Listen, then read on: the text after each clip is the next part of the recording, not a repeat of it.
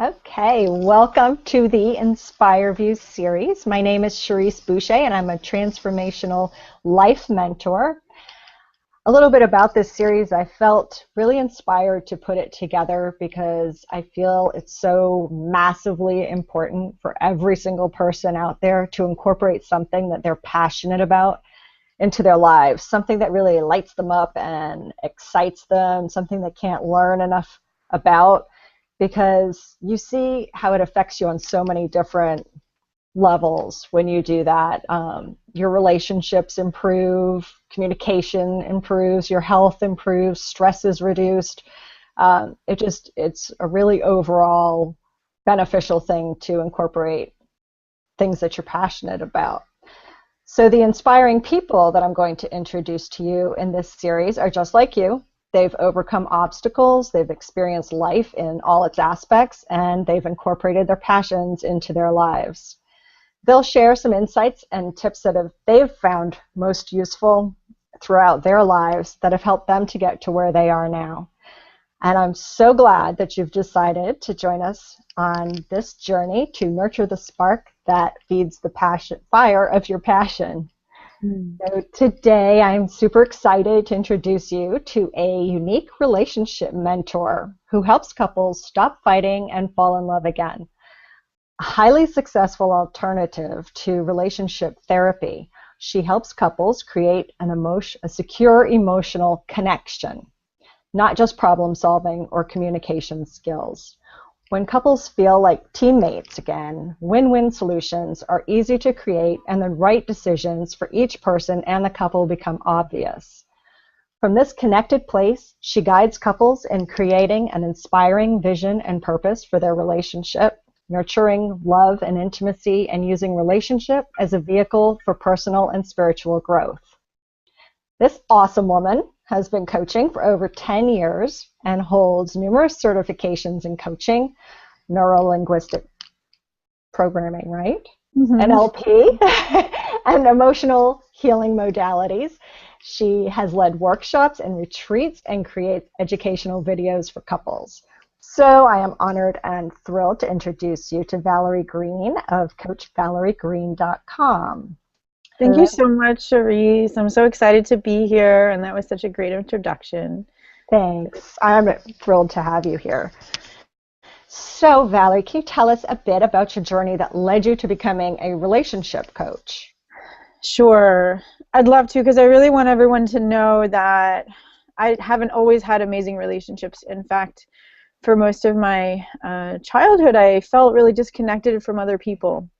And so I remember throughout most of growing up in my early 20s, I knew how to focus on what I wanted as opposed to dwelling on what I didn't want. Like I wasn't, down or depressed. I was happy, but I did that by suppressing my negative emotions. So I've been on a personal growth path for about 15 years now. And in the beginning, it was like, oh yeah, focus on what you want. So I just wouldn't let myself feel the negative, quote unquote, negative emotions like fear or jealousy or anger, because why feel those things? Which, was good. I got to enjoy life, but something was always missing. I always felt a little disconnected, and my relationships always felt disconnected. I'm sure that you and people listening can relate to that. Yes, absolutely. We all go through those weird who hasn't downs. Yeah. At some point. And so for many years I would just pretend like everything was fine and sweep conflict under the rug, or else I would, just let frustrations build up until I would criticize or snap at my partner, and then we wind up fighting or would just grow apart. Like I remember with my boyfriend in my 20s, actually, I remember this one time where he said something like, "You hurt my feelings," and I said, nobody can hurt your feelings. Your thoughts cause your feelings to be hurt. And of course, that just made him really mad at me. But that was the way I was in my 20s. And we just have these huge fights, and then we would slowly grow apart, and then I'd wonder why my relationships felt like a battlefield, or why they felt distant instead of really feeling that love and that intimacy that I was so craving. Mhm. And so I remember when my next relationship failed in my late 20s, I really um, decided, okay, this is it. I'm going to dedicate my life to this. I'm really going to, because I was successful in a lot of other ways, and my relationships felt disconnected. So that really started me on a personal growth path with relationships and how to have a really connected and close and loving relationship. And I studied with many different relationship teachers and a lot of emotional healing tools. I really started to open up to my own emotions and learn a lot of different communication skills. And then I also did coaching training at that time and started coaching, learning how to really hold that empathic safe space for other people to open up. And I really applied that in the trenches in my own relationships. And it took years of trial and error, I have to say. That could be a whole, I could talk about that for another, hour. But to make a long story short, now I'm happy to say that I'm in a really amazing connected relationship where, for the past several years, where my partner and I just provide the most incredible love and support and intimacy and passion, and we really can give each other the emotional space. Like it was the first relationship that I really felt so transformed emotionally myself, because I noticed that when I would feel angry or when I would feel upset, he would be able to be like, "Oh, honey, that sounds hard. Tell me what's going on. I really want to hear more about what you need underneath that. Let me help you figure that out." And you know how transformative that is. Um, Right. Did you I, have to train him to do that, or did he come prepackaged like that? he was actually like that from the beginning, and he just taught me so much. I'm very, very blessed. And but obviously there's been other people in my life where I've I hesitate to use the word train. I mean, because I feel like he trained me. um, but yeah, I mean, and that's part of what I teach people, is how to really look at emotions as just signposts for the deeper needs or the deeper values underneath, and then how can we get that in a harmonious way. So with him, I really started to just be able to hold a deeper emotional space for not only myself, but also my coaching clients started to have deeper transformations when I first met him, because I was able to hold a safe enough space for them to open up about their deeper feelings and needs. And so a few years ago, my coaching clients actually helped me pick my niche, because they would show up and say, "Oh my God, I've had such incredible transformations in my relationships. Now we feel closer than we ever have." And your relationship coaching is really your specialty, and that's what really caused me to solidify who I wanted to work with a few years ago. And so then I just dove 100% in, and I studied with a whole bunch of different famous relationship teachers and coaches and therapists, like Susan Johnson and John Gottman, who are the largest relationship researchers and therapists in the world, the most results-oriented relationship therapists and researchers in the world, as well as studying at the Relationship Coaching Institute, which is the largest relationship coach training in the world. And so I took all those tools and I created a system for couples, and it works even for one person in the couple. And when I applied that to my clients' relationships, they started being able to rekindle their passion and love for each other, even if they started out being really resentful and disconnected. And so I knew I had to bring these skills to more people, and because it's really my passion to help people transform conflict into intimacy, because that's what I feel like my journey has been. Mm-hmm. It's great that you mentioned that, this didn't happen overnight with you either, because I think often a lot of people see people at the more successful point in their life or a relationship with somebody, and they don't see the struggles and the obstacles that people had to go through prior to that. So I'm glad that you pointed out that this was not an overnight success story for you, that you did have to work at it, just like everybody else who works with you has to work at it. Exactly. And if you go to my website, coachvaleriegreene.com, I go a lot more into the story actually, because I really want people to know that, you know, I didn't come into this world knowing how to navigate through conflict and come out more emotionally connected, Right. even though that's, you know, what I've learned throughout the years. So, looking back now on what you know, is there something that in particular that you wish you knew then that you know now that you are a relationship coach? Definitely. Because like I said, I really used to avoid conflict, and that's a big mistake that I see couples that I work with running into. They'll come to me and they'll sort of sweep conflict under the rug, and then it really builds up. And so the biggest thing that I've learned that I want to share with people is that conflict is actually an opportunity, because both people have different points of view. It's an opportunity to get to know each other on a deeper level. I think people don't look at it like that because they're scared that if they really learn and feel into what their partner needs, they're going to have to sacrifice what they need, and it has to be a win-lose. But that actually, and through some of the things I'll share in this call, there's always a creative way to come up with a win-win solution. And so conflict can be an opportunity for deeper closeness and intimacy, as opposed to being something that has to drive people apart. And that's really what I teach about and what I help people to experience. Yeah, that sounds great because you're saying that, and I can totally understand how, because I feel that way. You know, if you're paying attention to what somebody else's needs are, then you mustn't be paying attention to your own. Mm-hmm. And it really does take a lot of awareness to be able to do both successfully. I mean, I think most people are stronger either with one or the other, paying attention to their own needs, or they'll overgive and not pay attention to their own needs.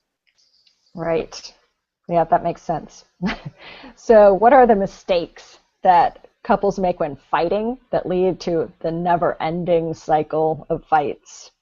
Yeah, thank you, and for asking that question, because I really see that these mistakes can be corrected with just self-awareness of them. So the first mistake that I want to share with people, that couples make when they're fighting, is when something is wrong, to blame and criticize your partner. And I used to do this. A lot of people do that. It's we all learn that from somewhere, so it's not your fault. Right. But basically, criticizing is it's blaming your partner, and it's also attacking their character, as opposed to just bringing up, hey, here's an issue that I'd like us to discuss so we can resolve it. And so it might look something like, you never take out the garbage, you're lazy and insensitive. And so especially if arguments frequently start with criticism, then over time that can really lead to resentment and emotional distance because the other person is tired of being criticized, and then eventually feelings of contempt and abandonment and disconnection build up between the partners. So I want people to go ahead and think about what happens over time when either you've been critical of your partner or they've been critical of you. And just notice how it feels when you're criticized and how that really affects the level of connection that you feel with your partner. Yeah, it sets you on guard, like right away. If you're imagining that situation like I'm doing right now. Right, exactly. You feel it like in your chest, and you're like, you just want to retaliate, essentially. You want to throw it back at them. Exactly, and people usually will either retaliate, which is the next mistake, is to be defensive, or they will just withdraw because criticism feels bad, and if you bring up something to me that I did that you don't like, but you do it in a critical way, I'm not really gonna. Most people are not gonna. They're gonna have a hard time hearing that. They're just gonna feel attacked, and then the issue isn't resolved. So mistake number 2 is being defensive. And that can look either like, denying responsibility, like, well, you didn't do your chores yesterday, so don't get all on your high horse. Right. Like, I've never experienced that, right? Yeah, Um, right. and I mean, this is what I used to say too, which is, now I can see how harmful that is. But something like, well, I didn't mean it that way, so, you shouldn't feel hurt. And it makes sense that when we feel attacked, that we want to give people a taste of their own medicine. It's human nature. And so I want to see that, I want to point out that it's like a cycle that people get caught in. If you criticize your partner, they're more likely to get defensive and vice versa. So these are just the mistakes that leave people in this cycle of being critical and demanding and the other partner withdrawing as well. And of course, I'm not talking about actual abusive situations where it makes sense to defend yourself. If your safety is in question, then I recommend people talk to a counselor. Right. Of course. Right. But in situations when your safety isn't in question, like that example of not taking out the garbage, just consider for a moment what happens when you get defensive and what that does to the emotional connection, and how that just keeps the issue not really being resolved. Because you're just talking about the surface issue, which is the garbage, and not looking at what is really going on underneath, which is usually the cause of the fight, which is mistake number 3, which basically is focusing on the surface issue rather than looking at the most fights are really about the emotional connection that's underneath. So just imagine this, that your spouse is yelling at you because you're late again, and you can tell just by the tone of their voice that the conversation is not going to go well. And so think about how you would respond to that. Would you explain why you're late? Or would you apologize and say that it won't happen again?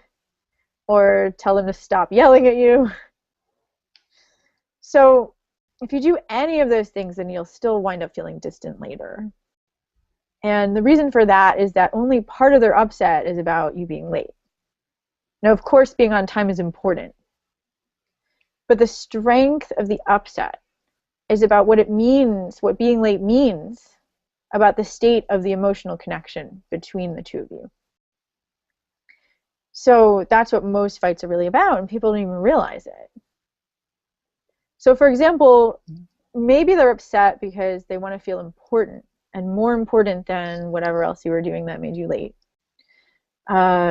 Maybe they want to feel valued or respected or supported, or maybe paid more attention to in general, and this is just the straw.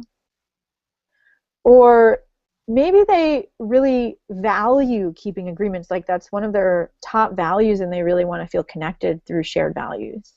Mm-hmm. And this is just something that sparks off that disconnection. So, or maybe they worry that, if you can't keep your agreements with little things, then how can they trust you to do the really big things, like, pay the mortgage or even be faithful for that matter? Right. And this is all what's going on underneath the surface that most people aren't consciously aware of. That's true. It does. Everything you're saying, I can picture every scenario there, but it happens in like a split second in your brain, Exactly. So you're really not paying attention to why you're reacting that way, because it just, when you sit down and think about it, or you're very conscious of your reaction when somebody says something, you can pay attention, but that's a whole learning curve in itself to pay attention to your thoughts underneath the reaction. Exactly, and I'm really glad you pointed that out, because we get caught in these repetitive patterns that we're not even aware of, and it all happens so fast, right? You just react, even though you want to be more conscious. And so it really helps to have somebody help you to slow down and pay attention to those thoughts and to the moment-by-moment awareness. Similar to like how learning to play an instrument or a sport. Mm-hmm. Let's say you want to play golf, but your swing is off from the beginning, and nobody points it out to you. You're just going to keep repeating the same pattern over and over again. So what I really help people to do is to slow down, create a safe space where they're not going to be judged, to open up about the softer feelings and needs that are underneath the upset. And then both people feel seen and heard and understood and cared about. And then they can learn how to connect that way, because you can learn when you're upset to connect in the softer feelings and about the deeper needs. It's just another skill that you can learn, and then eventually you don't get caught in repetitive arguments anymore. That makes total sense when you put it so clearly. You know? I think when everybody listens to this, though, because I know just in this little conversation, I'll be probably much more conscious of things that I say, and I'm sure that even if it's kind of a one-sided thing, you know, like one person in the relationship is doing this, but the other person is not participating, that I'm sure that if you, as the one person who is, changes how you react and is more mindful of what you're saying, that it probably ends up reflecting back to you from the other person eventually, because they pick up on the clues that you're putting out there, I'm sure. Definitely, and that's why my programs are successful, even if I'm only working with one person in the couple, because the relationship is an interconnected system. So, like you said, if one person shows up and is consistently upset and angry and critical, that's going to affect the relationship. And if you show up and you're consistently conscious and open and loving, then it's also going to affect the relationship. And then the other person gets on board. I've seen that happen a lot of times. Yeah, that makes sense. So you've mentioned emotional connection a few times, I think. So what exactly is that emotional connection, and why is it so important? Yeah, thanks for asking about that, because it is one of those things that, you know, we're not really taught about in school, right? It's not like, you know, your parents probably didn't sit down with you and say, here's emotional connection, and that's why it's so important. So I define emotional intimacy and connection basically as three things. And the first one is that the space between you feels harmonious, and when you're with each other, you can enjoy each other's company on a regular basis, that you can connect on a deeper soul level rather than just about the surface issues, so that you know that you can look forward to seeing your partner on a daily basis, and you know that you're going to connect and it feels harmonious. So that's the first thing. And that builds a safe foundation so that it doesn't just become about solving problems. Right. And then the second one is that you feel emotionally safe, which means that you trust that you can open up about your deeper vulnerable feelings, like sadness or shame or hurt or fear. And you can open up about those things and know that your partner is going to hear and accept you, and that they won't dismiss your feelings or verbally attack you or tell you you shouldn't feel that way. Mm-hmm. So that's the second thing, is that safe space. And the third thing is that you really feel that you're on the same team, that you're not adversaries, and that you have a level of trust, that you have each other's best interest at heart. So those are really the things that I teach people how to do, and in the 12-week program that I have created. And I guide people through a process during the 12 weeks where they go from where they are now to feeling that state of trust and emotional connection, and then win-win solutions are easy to create. So I can explain a little bit about how I work with people, and as I do that, I can talk more about the philosophy and why that's so important. Yes, absolutely. Is that okay? Please do that. Because I'm sitting here nodding and nodding, like, yes. Okay. Yeah, exactly. So good. So like I said, the first thing that we do is we find a way to create positive emotional experiences every day. And the reason for that is because a lot of people are coming from a weak foundation, like maybe they're arguing all the time, or they're walking on eggshells, or they feel distant. And so if you try to meet and talk about problems from that space, it's just going to make the problems worse, because you're not feeling like you're on the same team in the first place. So first, we really have to make the relationship stronger before tackling the problems. And I kind of have an analogy for that. It's a little bit like, you know how, just imagine that you need some kind of major operation, but you have the flu. So the doctors are going to wait until you recover from the flu before they do the deeper operation. Right. Because otherwise the body's not strong enough to heal from it. Right. So it's the same thing with your relationship. Before you really tackle the problems, you need to find ways of connecting in a positive way that make you feel good to be with each other on a daily basis. And the excuse that most people have for that is that there's not enough time. But I have a whole arena of things that I help couples to connect a few minutes a day about non-logistical things. And that really makes a huge difference, so that you feel appreciated, and you feel like you're getting quality time, and you feel important and valued. And those are really important elements before we delve into the deeper vulnerable feelings. So that's the first thing. And that's why that's important. And the second thing that I focus on is really creating safety. Because you need safety in order to open up. You trust that your feelings are going to be honored and valued and not dismissed.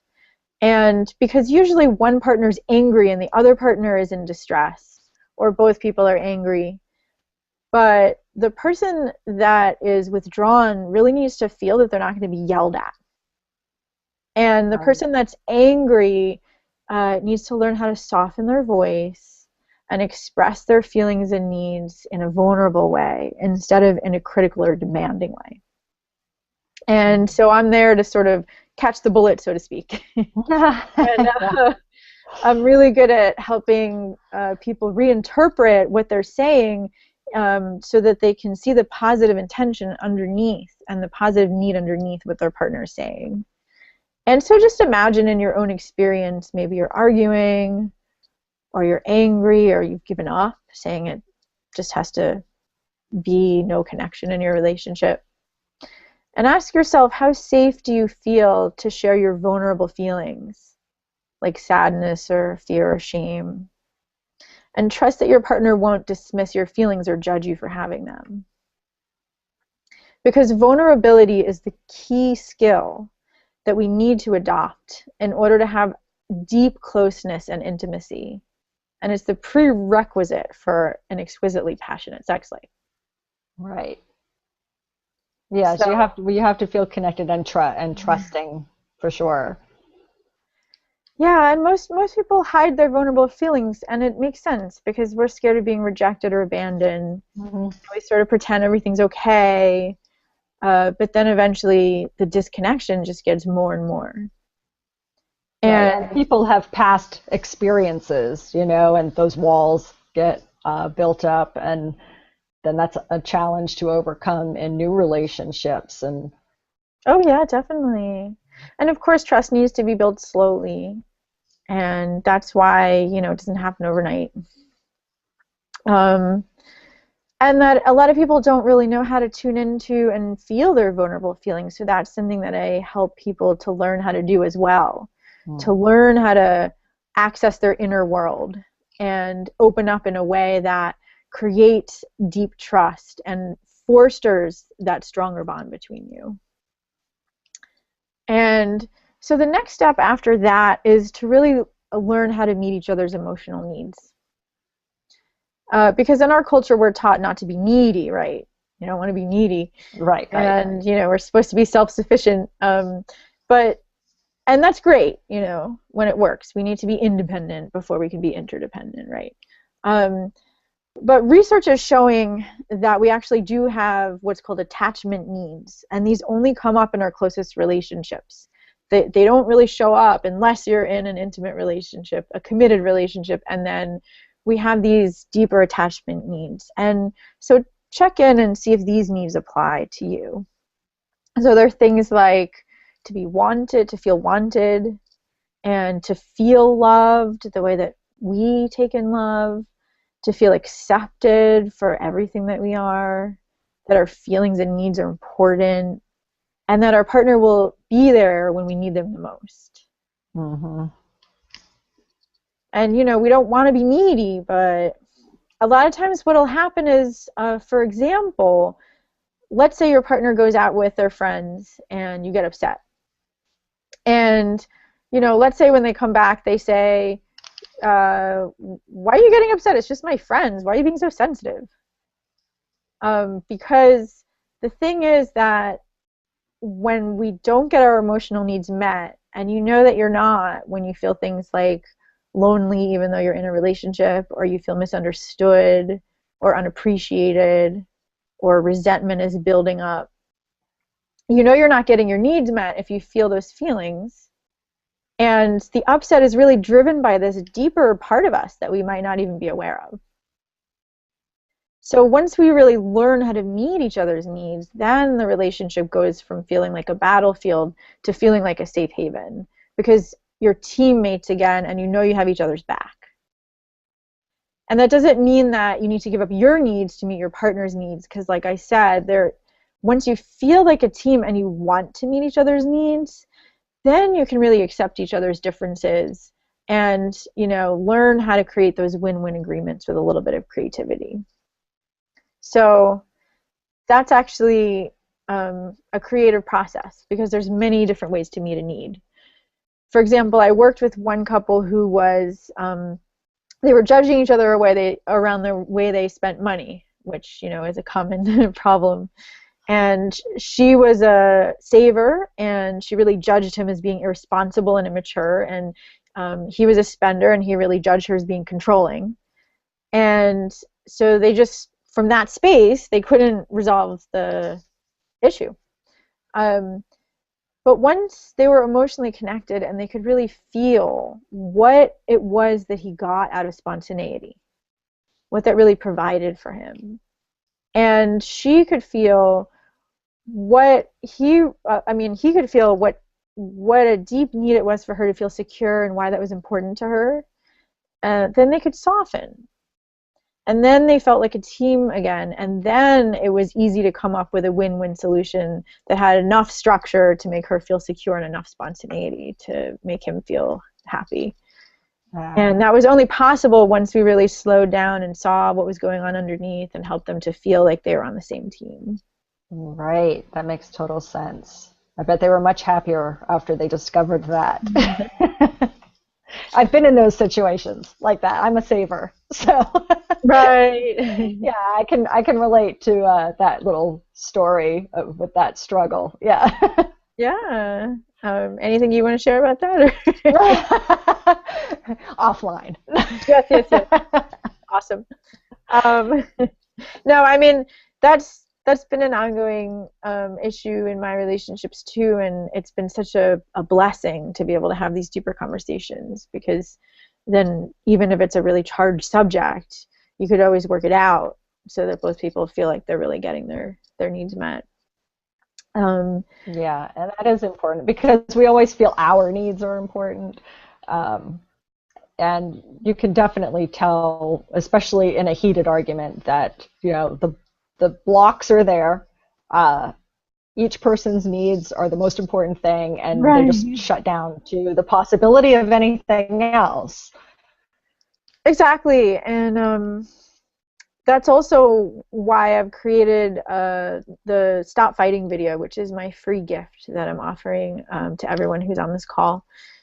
Because it's a simple 3-step process. When you notice that you're both triggered and you're starting to fight, I share the stop fighting technique, and I even have an infographic that you can keep on your phone, and so you can say, stop, we're fighting. Okay, let's pull out the infographic and look at the steps. And then both of you can learn how to listen to the deeper feelings and needs and help each other feel heard, and then come up with a win-win solution. And that simple process is in my Stop Fighting video, 3 steps to stop fighting and start connecting, which is my free gift with this interview. Yes, which is going to be super helpful for a lot of people, I'm sure, because everything that you've covered so far in here, I think will really resonate with probably everybody watching this, because we've all experienced life, and that's these relationships are part of life, even if it's not in a partnership, with a husband or wife, boyfriend, girlfriend, whatever.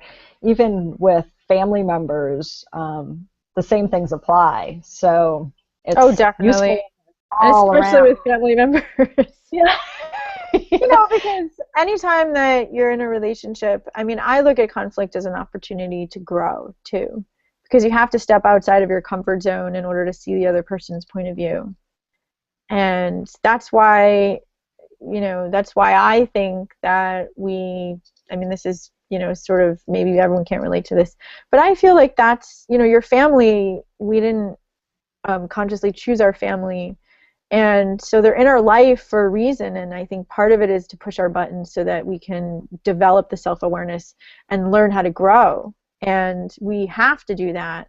We have a choice. We could either fall into patterns of blame and criticism and disconnection, or we can see it as an opportunity to step outside of our comfort zone and grow and have deeper connections. And I think our families there to help us do that. It's Yeah. certainly been like that, with my family and my partners, and just, you can't get Yeah. close to someone without having conflict. And I think that is really challenging at the time. Obviously I still experience conflict, and I have to take a time out and feel into, like, why am I upset and what's really underneath it and what do I want. And it doesn't happen instantaneously. Sometimes I have to sit with it for a while. Eventually, though, it always works out in a way where I could express what I'm feeling in a way that honors the other person's feelings. And then once you're both connected, the solution is easy to find. So I'm just here to hold that space for people to believe that that's possible. Yeah. That's a very valuable service that you provide, because I probably have like a gajillion other questions I could ask you, but I know I'm trying to keep these things kind of contained. Yeah, no, Uh, I understand.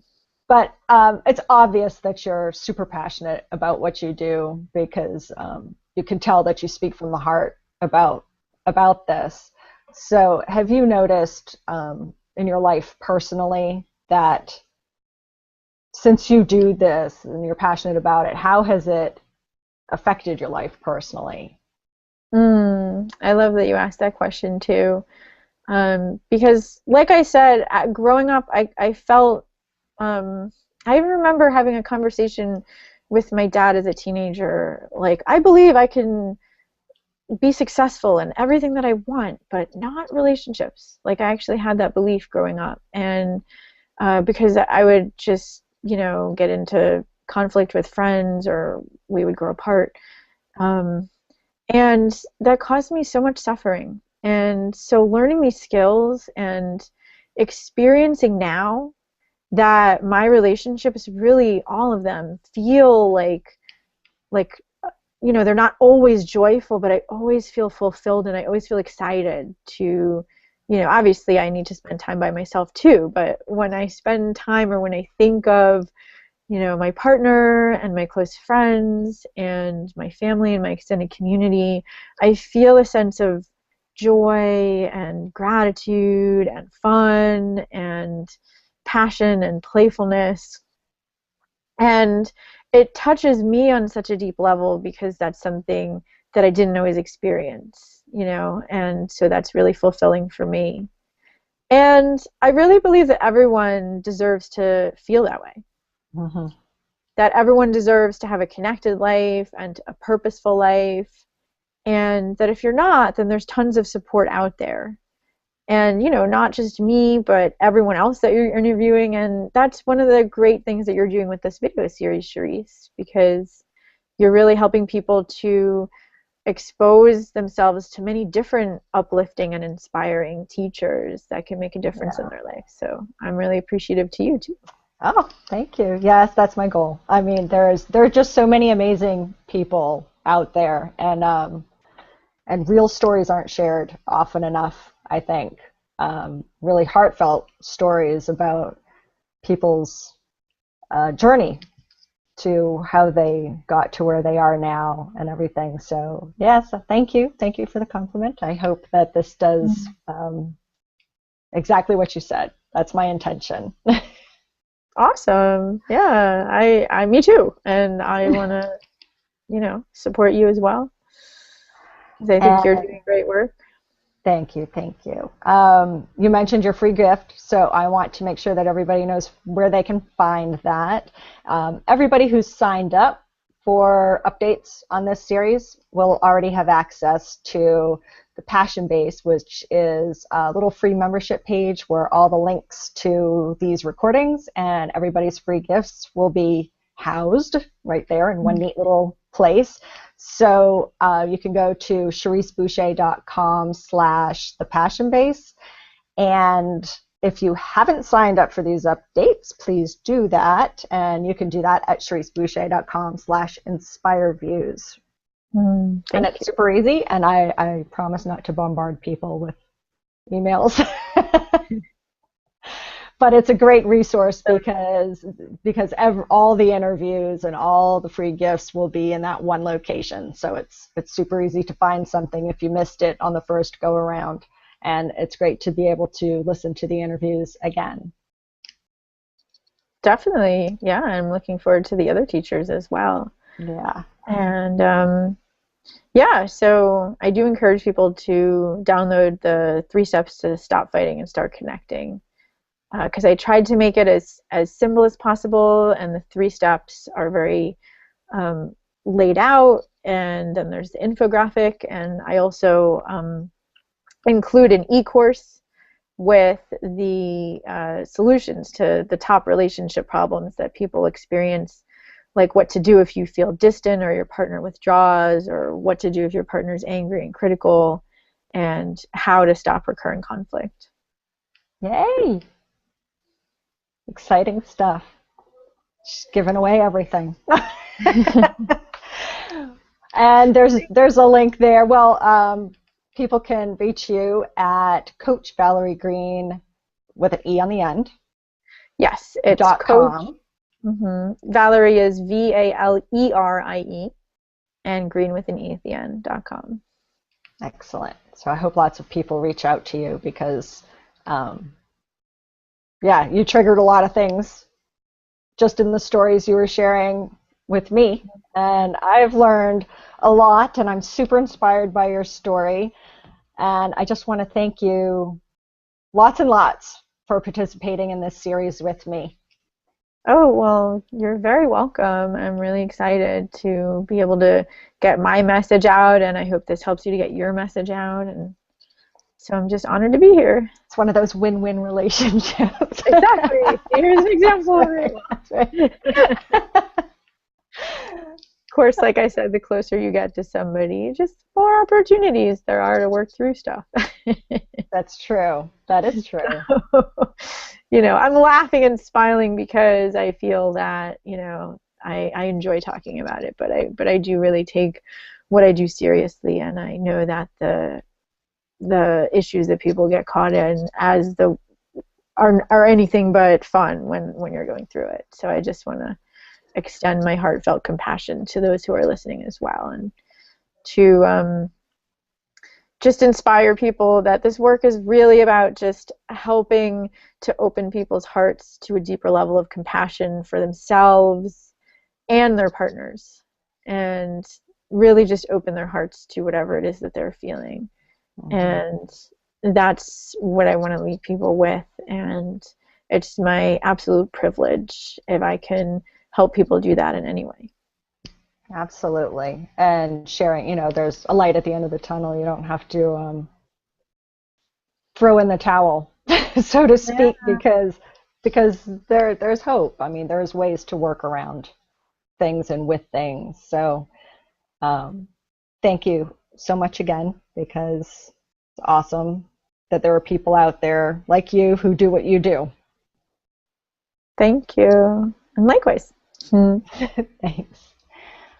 Okay, just remember, if you haven't signed up for this series, to go to cheriseboucher.com/inspireviews and sign up for updates. Thanks, Valerie. We'll talk again.